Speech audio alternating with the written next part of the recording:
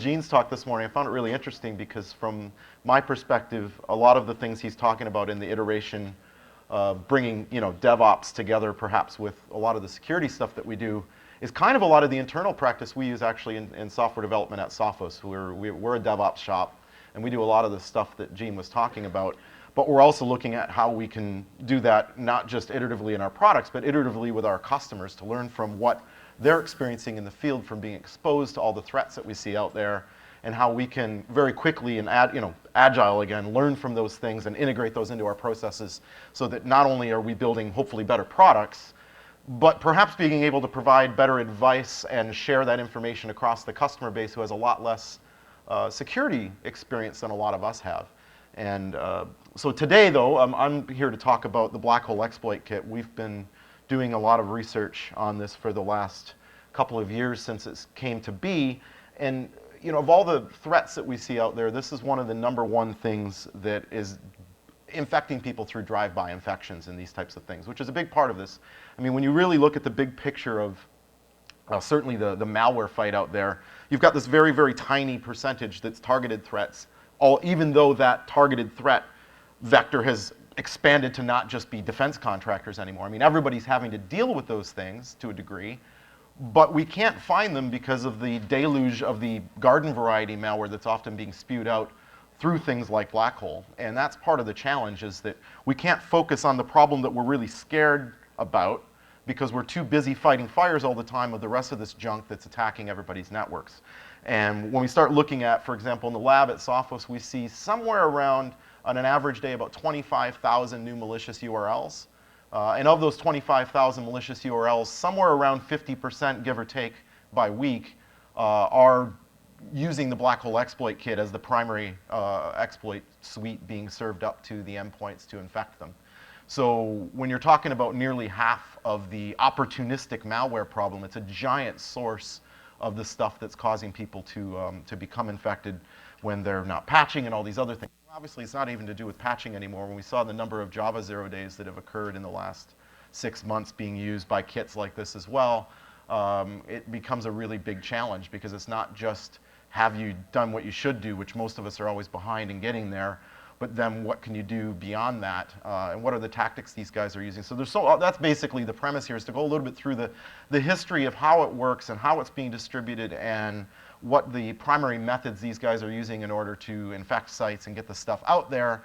And then the other side of it, which is what do we see on the endpoints at our organizations as a result of this junk, and how can we build better defenses to hopefully at least maybe knock out half of this opportunistic malware stuff that's hitting the average endpoint in an organization. So hopefully, I mean, I was prepped for source by some of my colleagues saying that this is a more technical crowd than a lot of the crowds that we speak to. So some of the information in here I probably spent a little less time on like this, and introducing the idea that there are these exploit kits out there. Now, if you look through the different numbers of exploit kits, there's somewhere around 150 or so that have been known to have been talked about in underground forums, that have been caught in some form or another. When you're talking about Black Hole being half of it, the other half is probably split between 30 or 40 of the common ones. I mean, a lot of people have heard of things like Alanor and Crime Pack and a whole bunch of these other Phoenix. There's a whole ton of them out there. Most of them aren't very well distributed or popular, but there's a huge amount of people interested in getting in on this game because there's so much money to be made. I mean, exploit kits are being used primarily for distributing, well, what was fake AV up until about a year ago, which is those gangs have seemed to have transitioned into ransomware now, but almost all ransomware is distributed through things like Black Hole. We see lots of very selective payloads. Because Black Hole can direct traffic from such a large volume of websites, when you're talking about 10 or 15,000 new URLs every day, and those URLs may stay infected for an average of 6 to 10 weeks at a pop before they get cleaned up, there's a huge attack surface of the number of sites, which means a very diverse number of people being exposed to the kits.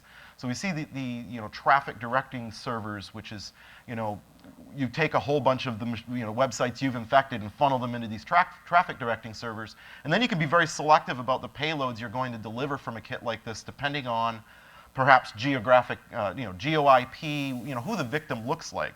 So you may have a banking Trojan that's targeting Deutsche Bank. And you go, well, everybody that's German that hits this, I want to serve up a Deutsche Bank Zeus Trojan that's been customized and do web injects and all this type of thing. Whereas when it's an average American and they're not likely to be a customer of Deutsche Bank, I'm going to serve up some FBI ransomware because that's the best way for me to monetize that particular traffic. And we see a lot of very advanced traffic directing stuff going on with specifically the Zeus kit because of the huge number of clients that are being exposed to the websites every day that it's hosted on. Standard mechanisms apply for infecting websites, right? People still using FTP to update their websites with clear text passwords. Workstations getting infected and passwords being stolen, SQL injection. I mean, standard infection methods to get it onto a site. Now, in the fall of 2012, we saw version 2.0 announced, and we started kind of going back through what we had seen. We have been going through the release history a bit of different versions of the kit as we're tracking it from its inception in summer of 2010. And then it accelerated more and more as it gained in popularity. You see the quantity of releases in 2012. Now, there's two reasons primarily that we see black hole iterating. One reason, of course, is to avoid detection by the antivirus vendors, the web security vendors. Even IDS and IPS often can see signatures for particular exploits the way they're designed to work in black hole. The other reason, of course, is to introduce new versions of exploits, to stay on top of the best way to infect people. The text here in Russian basically says, we're pleased to welcome you to Black Hole 2.0 and a brand new version of a bundle of exploits. For more than 2 years of the existence of our project, the old engine arrival and ligaments are badly worn. AV companies have become quick to recognize this kind of criteria as being black hole and flag it as malware. In the new version, we have rewritten from scratch. It is not only the issuance of new exploits, but a brand new admin panel and antivirus evasion techniques. Of the innovations on this, and it goes on for a little bit about all the new features aside from just including new JAR and PDF payloads and more things to, Black Hole, I believe in 2.0 they added in a kind of their own virus total. So they've got their own back-end engine that shows you in real time how many of the given exploits are being detected by AV vendors that are in your version of the kit. And even that's becoming a little bit outmoded, but we'll talk about that more in a minute. It's mostly being used today as a software as a service offering more than it is as a product. But that stuff was all modified with new exploits. And they also intentionally keep a lot of old exploits in the kit. So when we see some of the exploits being used, even in current versions of Black Hole, unfortunately, they know some of the tactics that we're up to in the industry, and that we used to like to scan the web with Windows XP, Service Pack 0, and Reader 8, and we wanted to be as vulnerable as possible so we can collect payloads when we're out there scanning URLs that may be infected. And unfortunately now, they're getting clever about not exposing their 0 days so that we don't know that they have them necessarily, because they'll use the oldest viable exploit against a given victim. So these things are always shifting, and it does become challenging for us, because how many times can you scan the same URL to say, now I'm Windows, now I'm Linux, now I'm Mac, now I'm XP Service Pack 3, now I'm Vista, now I'm 7, now I'm Reader 10. It really becomes a complex issue, because simply just scanning the URLs themselves is challenging enough when you're looking at the volumes that you need to scan in order to have an idea of where bad things are coming from. And when you compound that with trying to figure out all the different variations to see how the bad actors are changing their tactics, it becomes a monumental challenge. This is probably the first super successful new business model since Partnerka. If you're familiar with how the Canadian pharmacy junk worked and started back in the early 2000s with these partner networks based out of the Russian Business Network in St. Petersburg and things. They kind of forged a new model of malware distribution, which showed how it could truly be profitable, which has created this explosion of opportunistic malware we've seen over the last 10 years or so. And that was this affiliate network thing, right, where it's sort of like it's a malicious Amway multi-level marketing network, assuming, depending how you feel about Amway, it may be just like Amway is criminal, and if you think Amway is legitimate, then it's a criminal version of that. But that was, the big business model that drove all this growth in the past 10 or 15 years. It's what spread the fake antivirus and the Canadian penis pills and all this other stuff. And this software as a service model for exploits is kind of now the next thing, right? There's more and more of these exploit kits coming out now that are using this model. Black Hole kind of innovated it. And if, again, we translate some of the Russian from the advertising here, we can see that they're saying you can rent the kit for a day for $50, and you're limited to 50,000 victim hits. You can rent it for a week for $200 and 70,000 hit limit. You can rent it for the month for $500, also a 70,000 hits per day limit.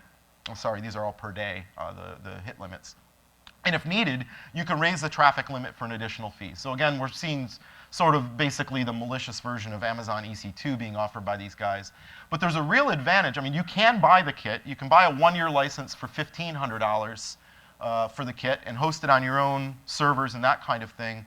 But really buying it as a service makes a heck of a lot more sense, because if tomorrow morning there's a new Java 0-day, then you're going to get that instantly, right? As soon as the guy that runs the kit introduces the new exploit, anybody that's using it as a cloud service instantly is upgraded to the new version and has all the latest exploits and techniques and evasion against antivirus. Whereas if you buy the kit for a year, you're stuck in time. You don't get updates for that year. So you just paid the $1,500 outright, and maybe a month later, you're fully detected by everyone, and you're only going to get the weakest victims that have absolutely no security on their systems whatsoever.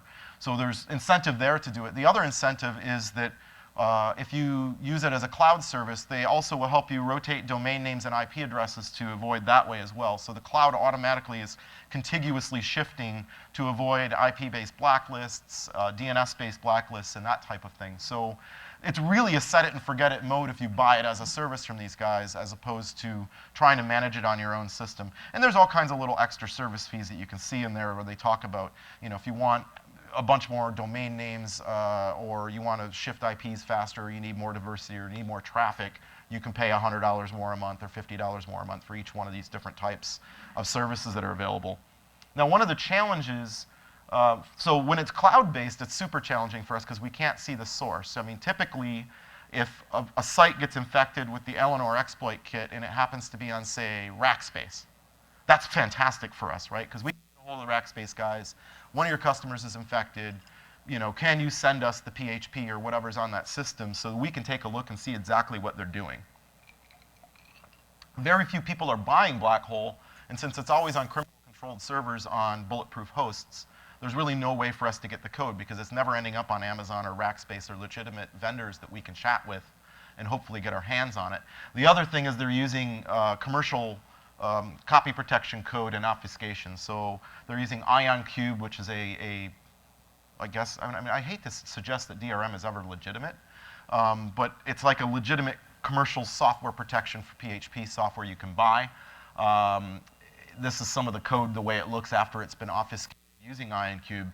And they're actually using a lot of the different features that this software offers. So if you do buy Black Hole and run it on your own server, they'll restrict the ability to run it to the list of IP addresses that you submit to them, the list of domain names or IPs that you want to run it on. Everything is digitally signed. They can put the time limit for how long the code will run can be embedded into that encryption wrapper that's wrapped around the PHP before it's sent down. And there's been a lot of efforts to work on decoding this stuff.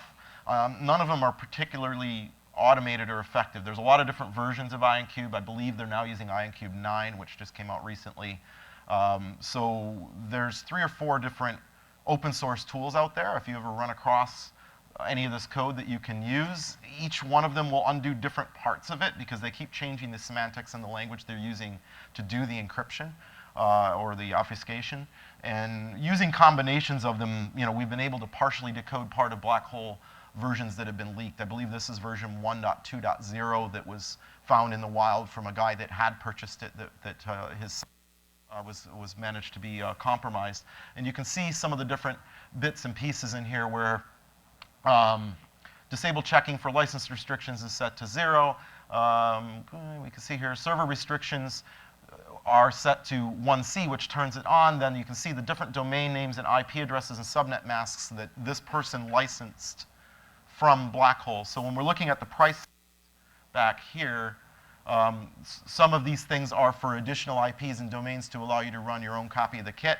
And then we can see this is the one, this particular guy, the different IP ranges that he was utilizing to with this stuff. But in essence, it's commercial encryption software that's rather hard to decode, and we don't run across copies of it very often, which amplifies things. Because this is sort of like the polymorphism debate when you talk about malware. I mean, malware that was polymorphic started happening around 1990, but it wasn't a big deal because we could reverse the code and see how it was morphing and write identities to identify it. So when the code is exposed to us, it's never a mystery as to how it works. And then we started seeing server-side polymorphism, and that was a problem because we couldn't see the code that was generating the polymorphic. We could only see the results of the code. And as we can acquire the code that generates it, it makes it easier. And it's similar in black hole. I mean, if we can see the way the exploits work, if we can see the evasion techniques, if we can see the encryption wrappers they're using to wrap up the exploits before they send them down, it makes it a lot easier for detection than if we have to look at the encrypted payload. I mean, we know what we can decrypt it and see the payload itself and know what we want to detect, but we'd rather see it when it's, we'd rather be able to predict what it's going to look like and know what those encryption algorithms look like so that as new code gets wrapped in that encryption, we don't have to know about the new exploit. We just see it's using the encryption method and are more easily able to detect it. I'm glad to see that most of the people in the room appear to be over 30, because I was worried people might not know Ponch from chips. But the guy that distributes Black Hole goes by the nickname Ponch. He's quite open about communicating with people, both anti-malware researchers, journalists, other people. Unlike a lot of these guys, he's not brave enough that his real name is out there. Like, we know a lot of the, Pavel Verblevsky and Igor Gusev and some of these other guys that have been involved in the fake antivirus game and the Canadian pharmacies and all this are bold enough that we actually know who they are and where they live and they don't need to hide. This guy's a little more cautious. We do know some private details about, we believe we know where he works, what community he lives in, that type of stuff that has been shared with law enforcement. But why he's chosen the nickname Ponch, we don't know, but he is on ICQ if you want to chat with him. He's on quite frequently. Is happy to provide tech support for people that are purchasing or utilizing the kit from him. And we can see over here the screenshot from one of the less well-secured, it turns out, does anyone want to guess what the password was on this particular black hole admin panel? Very close, a little longer. Password 123, yes, somebody said it. These guys are terrible at OPSEC, which is great. I mean, they may be good at breaking through our defenses because they've got, this chain of exploits a mile long that if we don't patch one thing, we're vulnerable suddenly. But on the other hand, they're really terrible at doing the other end of it. But you can also see the popularity. This was in the fall of 2012 that I managed to get the screenshot. You can see Java, PDF, Java, MDAC, MDAC being the Microsoft Data Access Components as far as the popularity. Now, MDAC is one of those ones that we see that shows up that's a really old exploit that often gets served up to people like us with our, our old unpatched XPs when we're hitting black hole sites. We haven't been able to correlate it really well, but when we see MDAC, and the other big one we see that's old is the Microsoft Help Center vulnerability from 2 summers ago that Tavis Ormandy discovered. And those two, the MDAC and that one, are the 2 oldest typically in the kit that are consistently there all the time. And when we see the numbers, for example, for India or China or anywhere in the Indian subcontinent and that kind of thing, we see the MDAC and Help Center numbers go up. So we assume that they're also there to just capture those people that have either pirated copies of Windows that maybe not be patching at all, that have really old installs. Why waste your Java O-Day on potentially a vendor seeing it or somebody discovering you have it if a bunch of your victims are going to be vulnerable to something that old and easy to exploit. This one didn't have a lot of traffic. You can see here the countries, all the numbers are kind of reasonably low there. Usually they have a tendency to stand out based on the sites that a particular person has compromised. So usually you see a strong representation of Germany, Switzerland, France, or US, Canada, etc. But in this case, obviously, not so much. The admin panel, this one's in Russian, but it is available in English and in Russian. The English is not, the Russian's flawless and the English is flawed, so we, again, believe that it's highly likely he's Russian. But just because you're Russian speaking, obviously, that doesn't necessarily make you Russian. So people getting exposed to this, it's not just through drive-by web attacks. When we've been seeing a lot more of the email stuff. Obviously, the workstations in the lab, as I pointed out, are very old, so you see some Outlook Express screenshots here from when we opened up some of the emails to play with them. We see two different versions of the emails.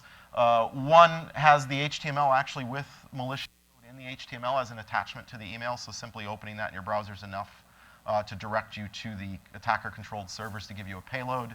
The other type is the type where the link goes to a site that's already compromised. So the problem in that case in particular is that there's nothing particularly dodgy for us to, for an anti-spam product or for somebody to necessarily detect here, because nothing malicious is in the email, and most of these links are pointing to sites that were maybe not infected up until a few hours ago, that are legitimate websites that you would have no good reason to typically block. It's not like they're directing you to China or Russia IP ranges that you may decide to electively or selectively block and that kind of thing. They're pointing to the kids' soccer blog in Springfield, Missouri that was compromised because they didn't patch their WordPress, which is often a challenge again when you're talking about trying to do reputational filtering.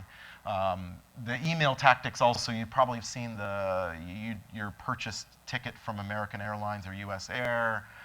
We see a lot of, it's very seasonal, so in February it was Valentine's links, the standard stuff, it's packages around Christmas. They're using similar tactics that Zeus and other things were using to distribute via email, but now they're just directing you to the more generic exploit-infected websites so that they can more carefully select what payload to deliver to what people. If you've ever seen the please wait pages loading, especially if you're a JavaScript user or somebody that blocks JavaScript, that's almost always a black hole infected site. So that's kind of the signature. All the sites hosting it in the cloud all run Nginx typically. You have to be able to load in the Ioncube decoder. So in order to run this Ioncube encrypted blob that they distribute black hole in, you actually have to have a server-side module either for Apache or for Nginx in order to actually be able to run that code. So there's sort of a runtime module that knows how to decrypt it.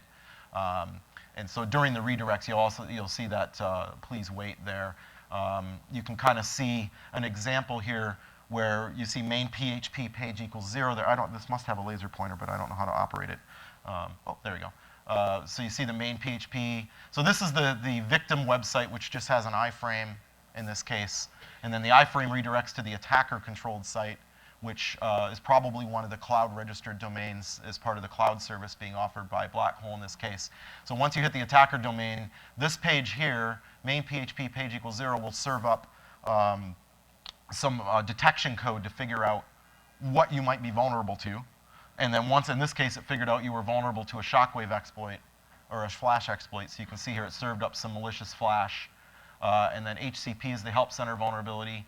And then it also served up a jar. So if it's not sure what you might be vulnerable to, often there's sort of a generic payload line that will just say serve up these 4, and hope cross your fingers and maybe they'll be vulnerable to one or others. We see a lot of malware picking up queued FTP credentials. We think that's related to black hole. It appears that you get infected with some random thing on your machine. It'll look around and see if there's any stored credentials, because queued FTP credentials aren't stored securely on the workstation. And most people using FTP these days are primarily using it for updating their websites. So that's a great way to get admin credentials to websites in order to put the hidden iframes and stuff on. The other thing, obviously, WordPress vulns. This week, I don't know if anybody's on the WordPress mailing list, but Matt Mullenweg was sending out information about large increases in brute forcing attacks on WordPress sites. So it's not just vulnerable WordPress. It's the fact that most people still have an account named admin, which removes half of the mystery of what you need to log in as. And then the standard poor password practices that often plague things like WordPress. The latest tactic we're seeing now is this malicious Apache module you may have heard of. A lot of the information on this, I've got a link on the next slide, I think, to there's a Japanese blog that's been fantastic about tearing apart the module itself. We haven't done a lot of reversing of the Apache module because it's been rather difficult to come by. But when we start looking at all the websites This was as of March, and we looked at all the websites we were detecting in a given day. Which things did we detect the malware as? And you can see mal iframe AL, which is the code that we detect that's coming from this Apache module that distributes Black Hole, was well over 50, 60% of all the sites we detected in that particular day. This has been consistent now for well over 6 or 8 weeks that we've seen this. We see your standard other stuff over here where we see, Trojan JS reader, which is a JavaScript redirector that we see occasionally. We see, SEO red is related to search engine poisoning and that type of stuff. But none of these really Facebook jacking or click jacking stuff that we see here. Bad source is a source tag that obviously leads you to something bad at the other end. But none of these really account for much percentage. And in any one of these two that are bigger, that actually is detecting a whole swath of different things that just kind of fit a generic pattern for JavaScript stuff or whatever. So those don't even really represent as big a piece of the pie as it looks like in the pie. Whereas this is specific to only that malicious Apache module. So the current trend seems to be, what we don't really get is how this is happening. So we know that the OS almost every time is CentOS and occasionally Debian. It's always Apache 2.2.1 and lower. But nobody's been able to pin down the specific exploit. There must be an exploit involved that's in either Debian or CentOS machines that maybe aren't fully patched. We're not really sure if it's in, because nobody's caught it in action. Nobody's seen a machine getting infected to figure out how are they actually getting in it. Because you have to have root privileges to place an Apache module with the default security settings on either CentOS or Debian. So it's really unclear how they're getting that module onto the victim web servers. Yes, sir. Do you have?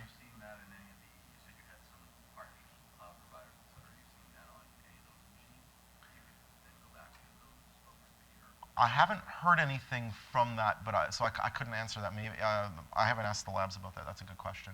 I mean, obviously, we do work with Rackspace and others, and we often let them know what we're trying to get our hands on. I know we've got our hands on the module, but somebody needs to capture it getting on. Because there's two friends of mine that are reasonably well respected, they're consultants, have had customers with it on their machine, and they've done like full forensic analysis that cannot figure out where the hell it came from. Like, it's almost like you'd need to have a TCP dump or Wireshark running or something on the network to capture the network activity to see what's happening, because there seems to be almost no audit trail on the machine itself. It's very, very weird. And because of the scale of it, you wouldn't think it would be that hard to find it. But to my knowledge, I don't know anyone that's actually figured it out yet. There's a lot of theories, but nobody's really nailed it down. Sorry? How many honeypots are there that are getting hit with it? Yeah. I have no idea. I know we've done that. I don't know if we've gotten any results yet. I haven't heard anything. But yeah, that's the approach. I mean, obviously our honeypots are fully instrumented to try to detect every little thing that might happen. And we've intentionally set up known versions that match what we've seen victims. And there's almost no one outside of CentOS and Debian getting hit with this. So it kind of narrows it down that there must be something specific about default configs of those web systems when they're set up. So I guess stay tuned. Maybe hopefully we'll blog about more information as we find it. This down here is so it injects, every JavaScript on your site gets this added into it dynamically. So when you look at the files on the disk, they're not modified. The module's dynamically injecting the malicious code. In this case, this is the JavaScript here where it sends you to HTTP, an IP controlled by the attacker, and then what appears to be some sort of hash, and then one of the signatures of black hole q.php as the file at the end there. This one here is injected into every HTML page dynamically when that module is loaded. So every single HTML page and every single JavaScript gets this added into it as it's hosted up by an infected server. And that was another thing that threw people off at first, is what people like us would call someone up and go, your site is infected. They'd go look at the files on the hard disk and go, no, it's not. And we're like, yes, it is. Like, you're serving up this bad stuff. We keep seeing it over and over again. And it took a little bit to figure out that it was an Apache module that was actually causing the trouble. This was another indicator for us when we started looking at the strings being served up, and obviously it was 94% Apache, 5.5% unknown, because there was some sort of security device between the web server and the internet that was filtering banners well enough that we couldn't accurately identify it as necessarily being Apache. A tiny amount of Nginx, which we assume is actually the black hole kit itself just leaking into some of our data because it's almost always hosted on Nginx. And then we're not quite sure what these IIS and Lightspeed ones were, but they have to be data errors because they're small enough percentages that it must just be a problem with the way we were collecting data. If we look at it by country, it's almost the exact distribution we would see for regular websites. So when we look at hosting providers, almost half of the websites in the world that are legitimate are hosted in the US, and that's exactly what we see in the data for this. It seems to follow the distribution quite closely to actual just generic web hosting that people choose around the world for legitimate corporate sites and blogs and all this kind of stuff. There's nothing that jumps out disproportionately large that, I don't even see Russia in the list, right? It's not something like that. So I mentioned this at the beginning. Here's another one of the, other than the please wait message I talked about earlier, here's another one that they've changed to. This is more in Black Hole 2. It typically says wait please loading. This is the JavaScript redirect that nobody would ever normally see again unless you're using no script, some sort of JavaScript blocking where you're between the victim website and the kit. So this is the first thing the kit loads up. And what they're doing here is they're loading up plugin detect, a standard library that people use to determine what version of Java you're running or what version of Shockwave or Flash or these types of things to determine which payloads they may want to serve up. Ultimately, no matter which thing you do, you end up getting redirected to something controlled by the attackers that looks like this. Often, this information will determine which customer of the cloud service is what we think that number indicates. It's sort of a hash of the customer ID or something that indicates, because they're all being hosted on a giant cloud.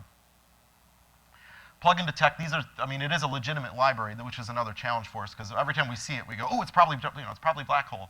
But it might not be, because legitimate web developers all over the world use plugin detect. There's nothing inherently malicious about it. You can go to their website, determine which things you'd like to detect, and it will generate some dynamic JavaScript code for you to use that will help you detect the versions of these things.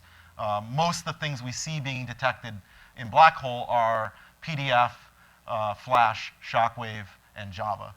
They're not ticking all the boxes because they don't necessarily have payloads for all the boxes, so they're mostly targeting the Flash, the reader, the Java, that type of stuff. And again, as far as popularity of exploits, you see that Reader 5, Java 10, this is in one particular recent version.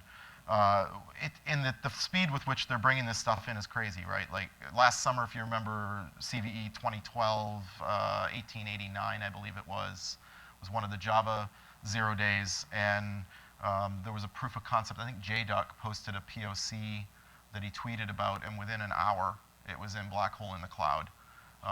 He didn't make any changes, so it was super easy to detect because, of course, JDuck's POC was public, and we could just look at it.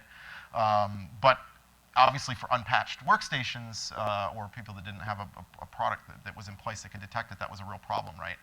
And we saw similar things. I think a lot of the flashback stuff, 2012, 05, 07, last February and March, was also in Black Hat extensively before it was patched by either Apple or Oracle.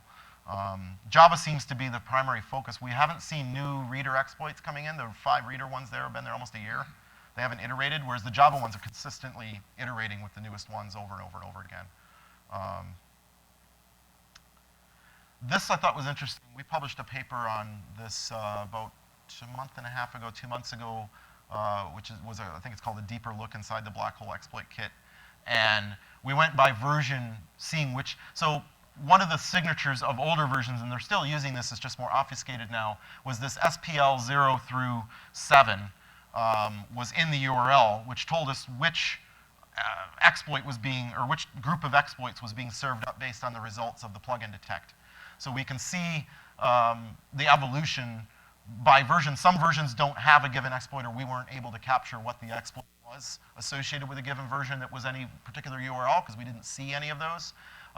But you can see they bundle them up. So if they determine that you're running an old version of reader, there may be 5 or 6 reader vulns all bundled up into one thing that you'll get served up when you hit that page.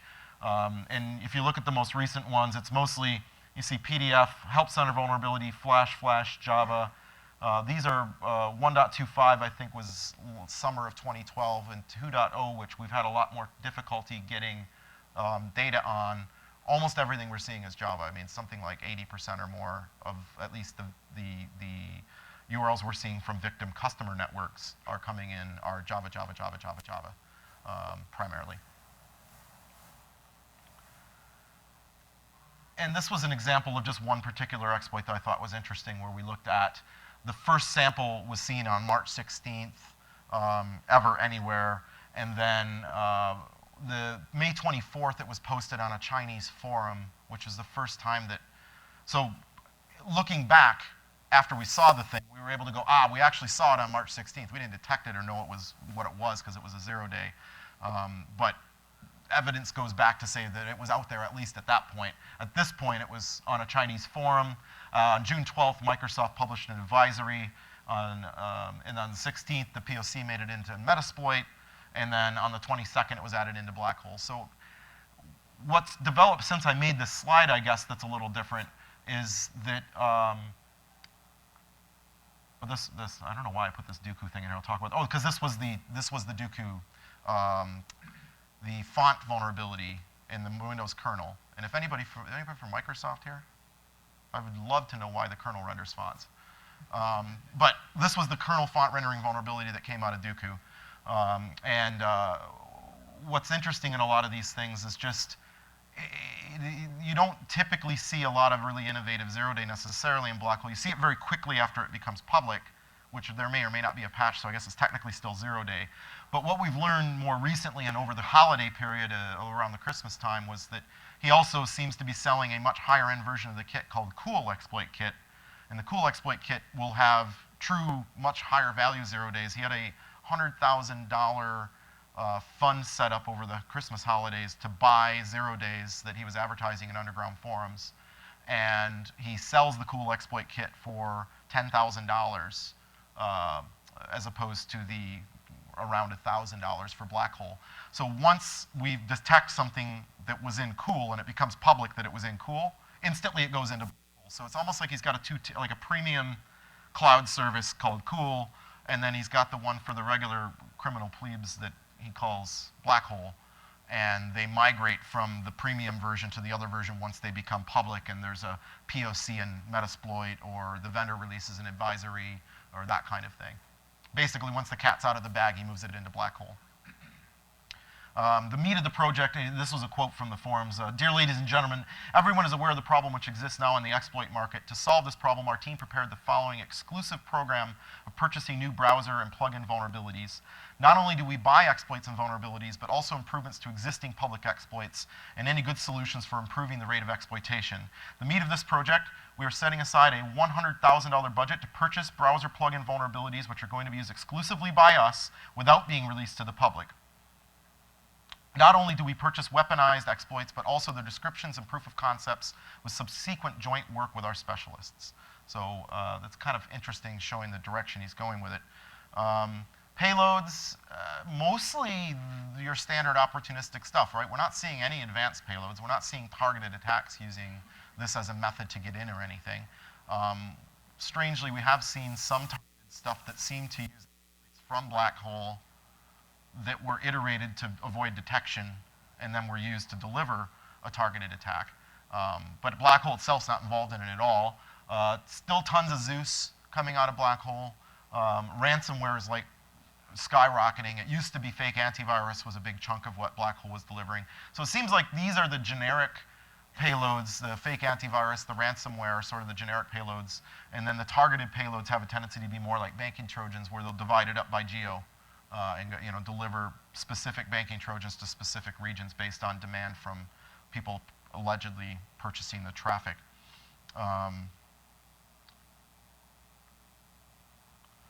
This was some data we had from the end of 2012 on what we saw coming out of Black Hole. You can see Zbot or Zeusbot, 25%. Ransomware at that point was 18%. I believe they switched places More recently, we're seeing more ransomware coming out of it than than Zeusbot now. And then a variety of mix of other things. Fake antivirus is nearly gone now. We're seeing very little of it. In fact, we saw some accidentally related to a targeted attack that we didn't realize that we were detecting it as fake antivirus. They've started doing VM detection, and then when we're running it in a VM, we get fake antivirus, and we catalog it and flag it as fake AV and throw it in the bin. And then it turned out, actually, it was a targeted data stealer when you didn't run it in a VM. So the only fake AV we're seeing right now seems to be decoy fake AV. We're not really seeing it in the wild anymore. But certainly, Black Hole is focused on the mass market infection of stuff more than anything else based on the data we have.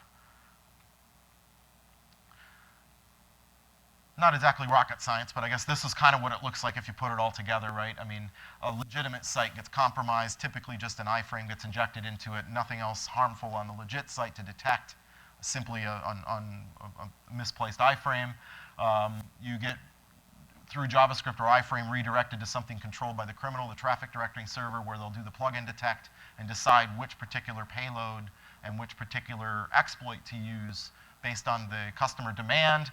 Then they redirect you to, well, it's a two-stage process, but one where they're doing to detect what the exploits can be, the other to detect where they want, which payload they want to deliver, and then they send you finally to somewhere where you're going to get served up the actual exploit and directed to a payload through the exploit. And I kind of already discussed this. I didn't realize the print was going to turn out to be so tiny, but the green, the red, and the blue here are all black hole. And the rest of these are not black hole. So that's the portion of traffic that we're seeing coming through our web detection right now that's resulting from black hole. I think it's somewhere around 67% is the current numbers there. And that concludes my information on the black hole exploit kit. So if there's any questions, I'd be happy to try to answer them. Obviously, yes, sir.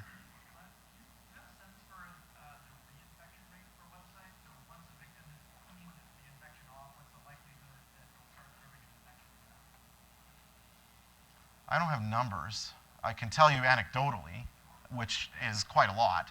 I mean, and the reaction of people that are compromised is generally negative when you try to contact them. So first reaction is, you're trying to sell me something, go away, even though we're just honestly trying to alert them that something bad has happened. 2, no, I checked my site, it can't be true. Or 3, you just can never even reach anyone, or you go into a black hole. And when we do, we see a lot of repeat. I mean, we've gotten to the point where we don't take infected sites off of our web filter lists if they're not in the Alexa, say, 1 million at all, until we can rescan them in perhaps 90 days, and then they're usually still infected or infected with something else. So if the site, because so much of it is just hobbyist stuff, and that's part of the problem. I mean, it's small businesses.